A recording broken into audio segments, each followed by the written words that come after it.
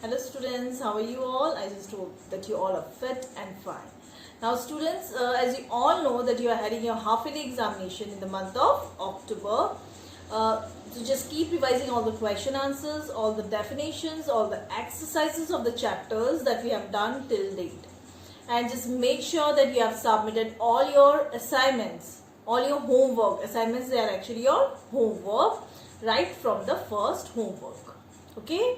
And question paper will be of 80 marks and 20 marks will be for your assignments of these homework.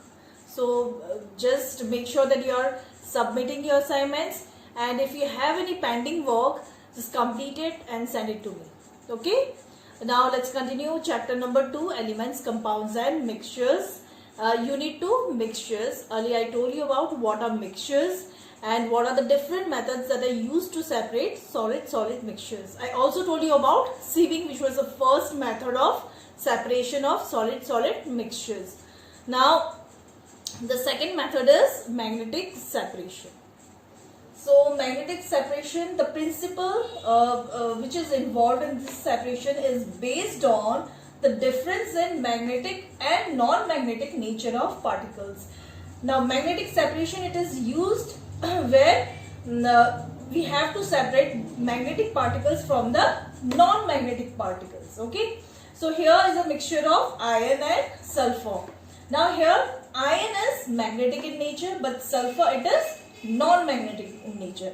So what we are going to do, we will separate iron from this mixture by using a magnet. So iron, it will get attracted to the magnet, whereas sulfur, which is non-magnetic in nature, it will remain there only. So this is how we can separate magnetic and non-magnetic particles. Now to separate solid mixtures by sublimation, there is a principle involved in this process, and the principle is based on the difference in sublimable and non-sublimable nature of solids.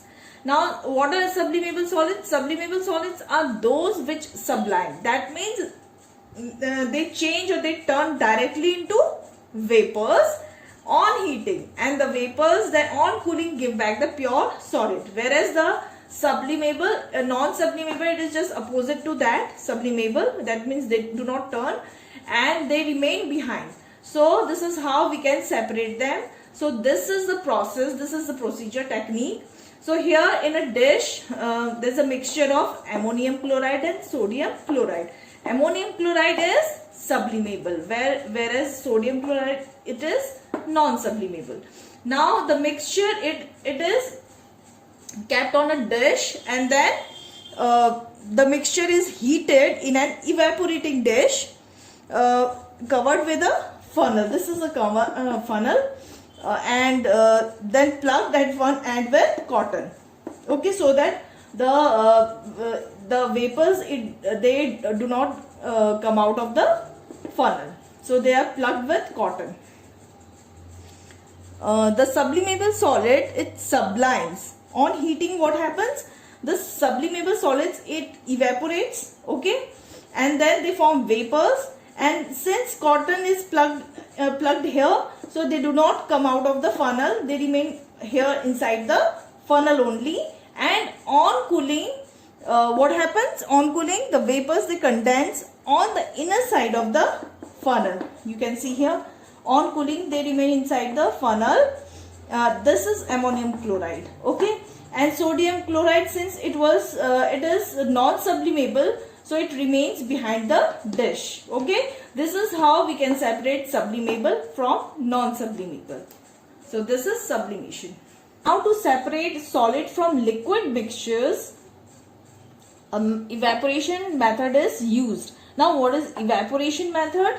It is a method used for recovery of the soluble solid from a solution by heating the mixture slowly in a porcelain dish on a flame. This is the porcelain dish, and see here, this porcelain dish is again kept on a shallow metallic dish filled with sand.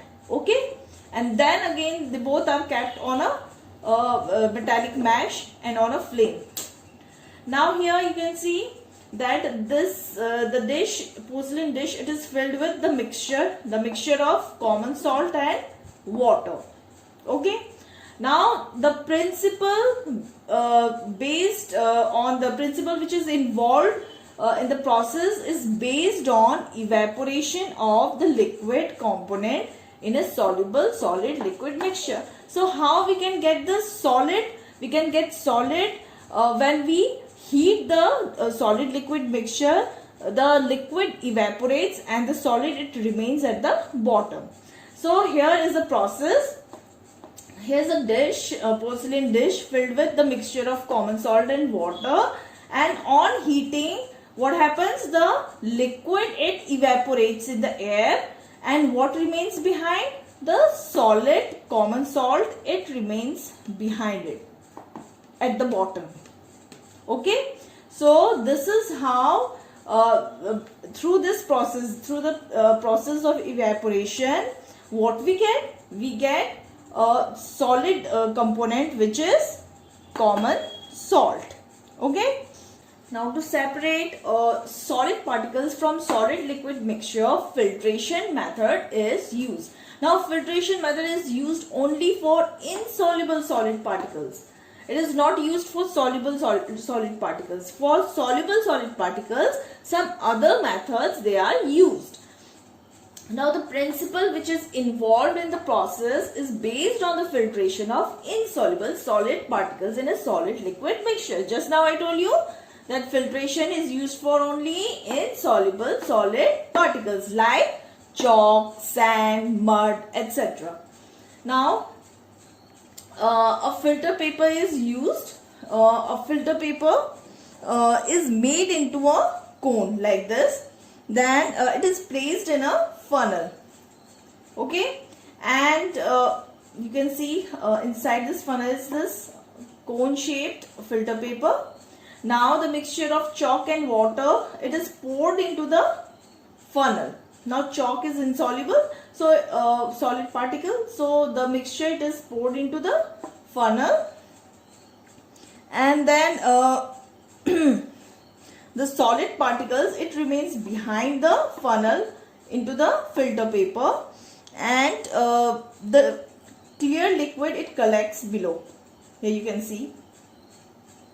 So this is how filtration, it takes place. Now comes separation of solid liquid mixture, or we can say how we can separate solid particles from solid liquid mixture by sedimentation and decantation. Now there are three methods by which solid particles can be separated from solid liquid mixtures. They are filtration, evaporation, and sedimentation and decantation. Now the principle which is involved in the process is based on settling down by gravity of the insoluble solid particles in an insoluble solid liquid mixture on standing for some time. Now here it is suppose this is a beaker and here is a clear water, and we add a spoonful of chalk powder in it, and then we mix the water and chalk powder. So we will get solid liquid mixture here. Okay. Now just to separate chalk powder from water, we will allow the mixture to stand for some time, like for 1 hour. Okay. Now after an hour, we will observe that solid particles, or chalk powder is a solid particle, right? So solid particles, they will settle down here at the bottom, and the clear liquid will be seen above it. Okay. Then the process is called sedimentation, where the solid particles sediments or settles down at the bottom. Then this is called sedimentation. Then the clear liquid which is above it can be poured into another beaker. So the process of pouring out clear liquid is known as decantation. Now I am going to show you with an experiment here. This is a glass of water, okay, and this is a spoonful of chalk powder. Now what I'm gonna do, I'm gonna add this chalk powder in this clear liquid. Okay, And now I'm going to make a mixture of chalk powder and water. See. Now to separate chalk powder from water, what I'm going to do, I'm going to allow it to stand for some time. Okay. So I'll let it stand here for an hour.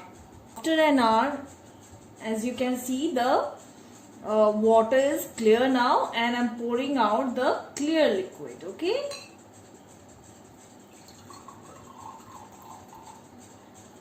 Now as you can see, the clear liquid is I have poured here in the other glass, and this is chalk powder which is left behind at the bottom. So this is sedimentation and this is decantation, and this green color is actually the reflection of the glass. This glass is actually green in color, so that's why its reflection is green. So this is how the process sedimentation and decantation they are carried out. Okay.